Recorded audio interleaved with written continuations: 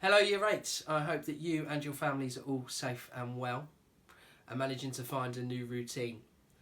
I'd urge that you make sure this routine is a healthy, balanced one, involving not just work but also relaxation and our daily exercise. Every Monday you will receive an email from your Lesson A tutors. It's vital that you respond to this email by 3 p.m. on Tuesday so that we can have open communication.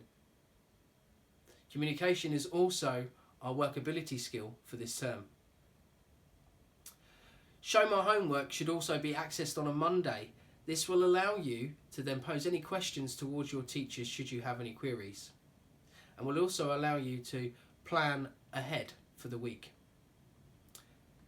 We as Year 8 also have Pixel Edge activities that we can look to be completing whilst we are at home. Some students have already sent me some pictures and some emails of the activities that they have been completing. That's fantastic to see.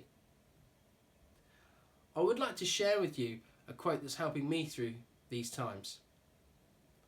Choose the positive. You have choice. You are master of your own attitude. Choose the positive. I really look forward to seeing you again when we resume school. Stay safe and take care, Year 8.